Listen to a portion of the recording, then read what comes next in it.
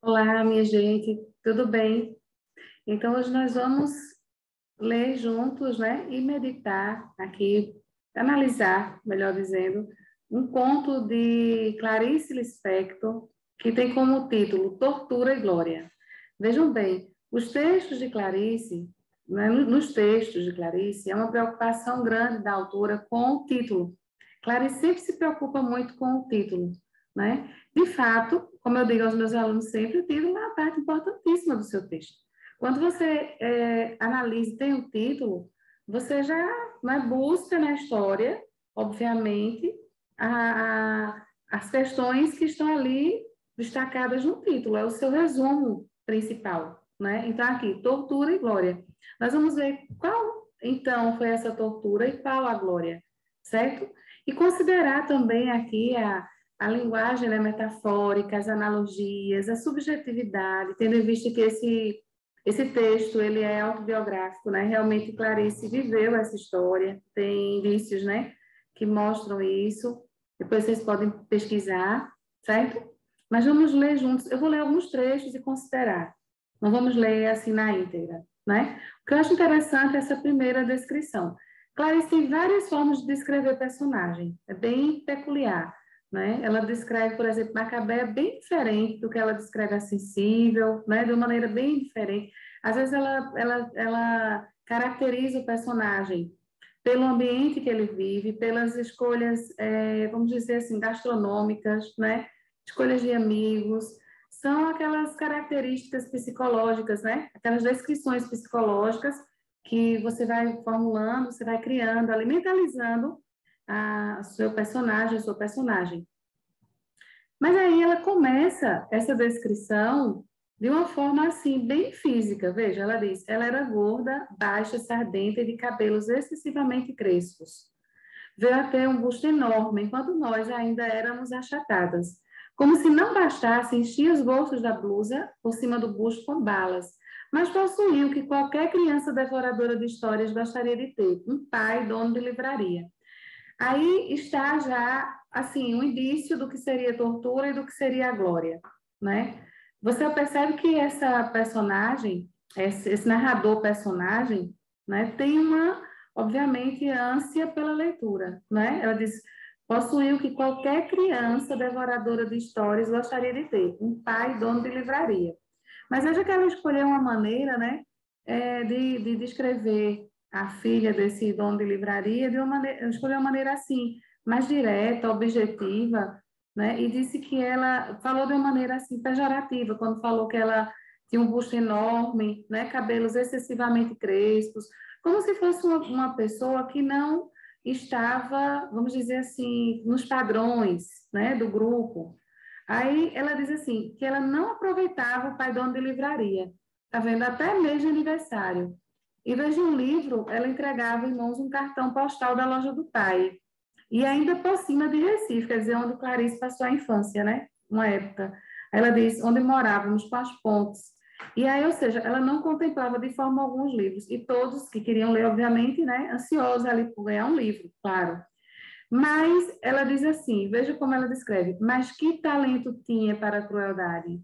Ela toda era pura vingança, chupando balas com barulho.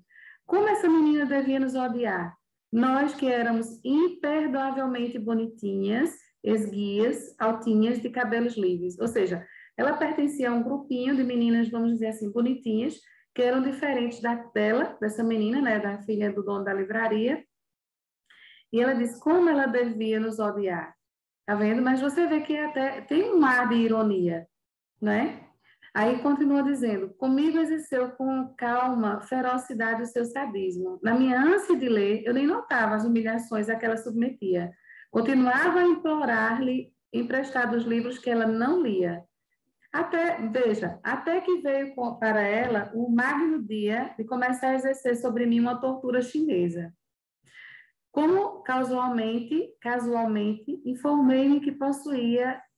informou-me, perdão, que possuía as reinações de Narizinho.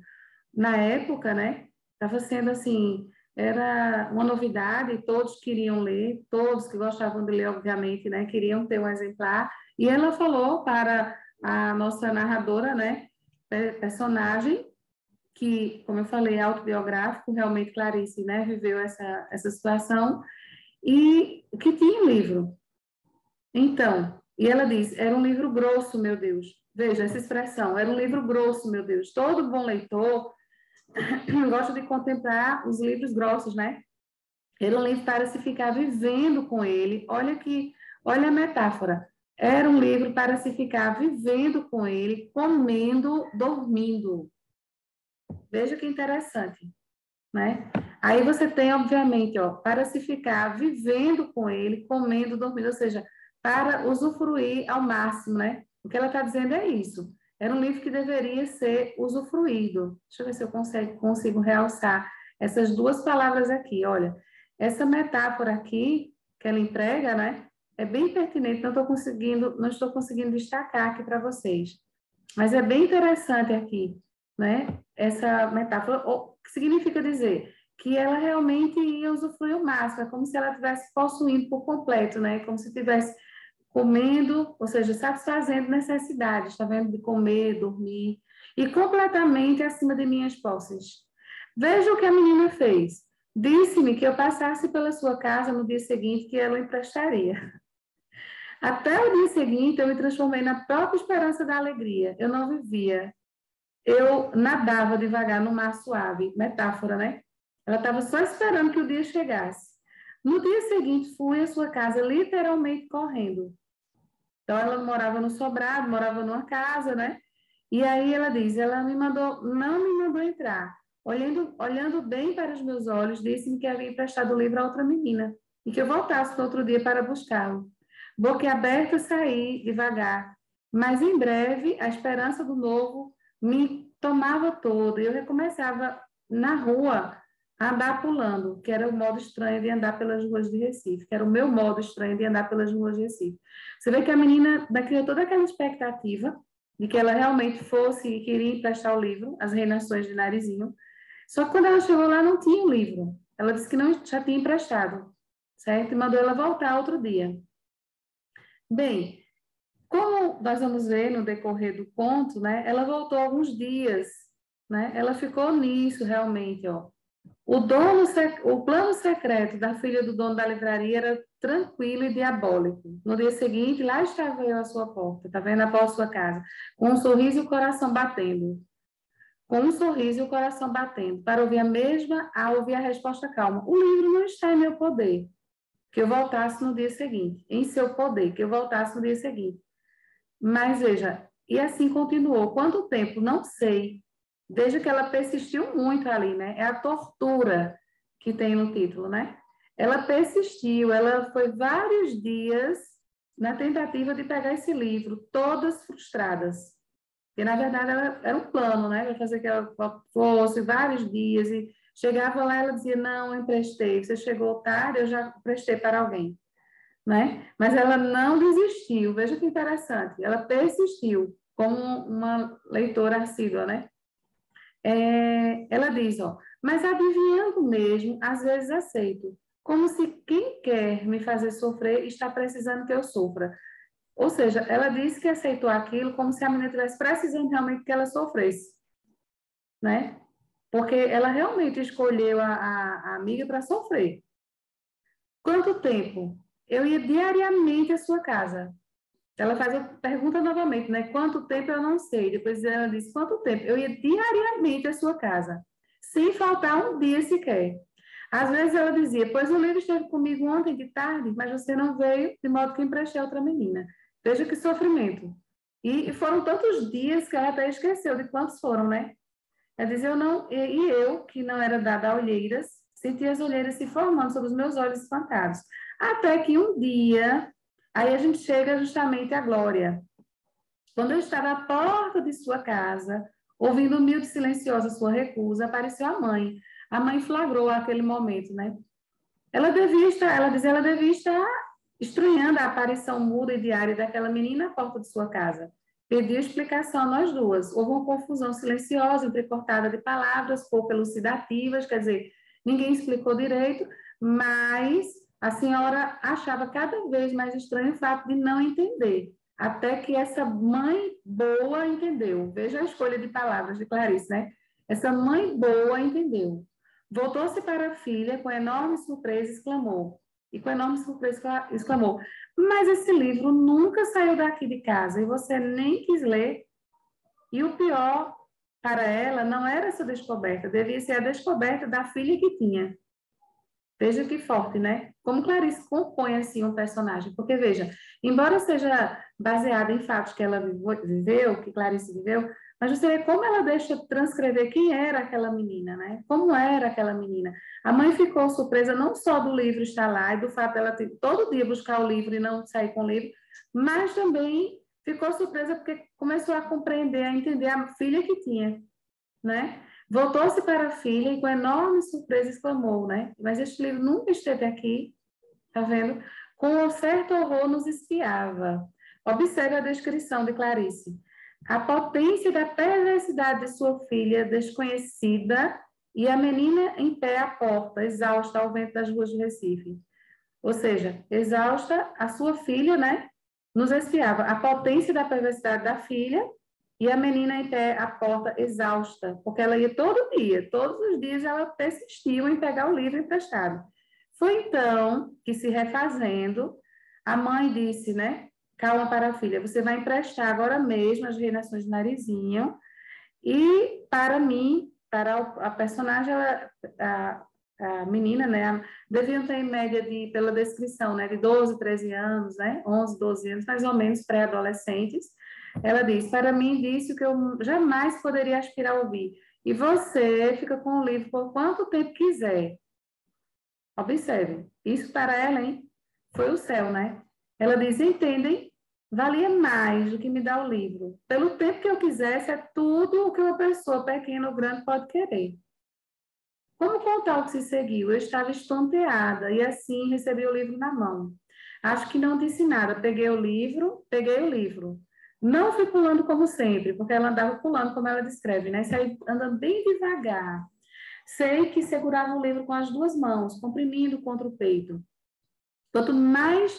Quanto tempo levei até chegar em casa, também pouco importa. Meu peito estava quente, meu coração estarrecido, pensativo. Veja a descrição aí de Clarice, né? Peito quente, estarrecido, claro. Imagine, várias idas à casa sem conseguir pegar o livro que ela tanto almejava. E depois, flagrada pela mãe, né? A mãe disse: fique com o livro o tempo que você quiser, por quanto tempo quiser. Veja a descrição dela quando chegou em casa com o livro, que é muito, muito interessante. É uma descrição linda. Já caiu muito em prova uma particularidade aqui que eu vou destacar para vocês. Ó. Chegando em casa, não comecei a ler. Fingia que não tinha, só para ter o susto de o ter. Veja que descrição maravilhosa. Né? É como se ela tivesse, não fingisse que não tivesse ele, de repente o achar. É a felicidade, né? Clandestina, né? Horas depois abriu, li algumas linhas, fechei de novo, fui passear pela casa, adiei mais comendo pão com manteiga. Fingi que não sabia onde guardar o livro. Achava-o, abria por alguns instantes. Aquela expectativa, né? Tanto tempo quis o livro, que ela começou, criou todo aquele romance, vamos dizer, né? Em volta de estar com o livro. Criava as mais falsas dificuldades para aquela coisa clandestina que era a felicidade.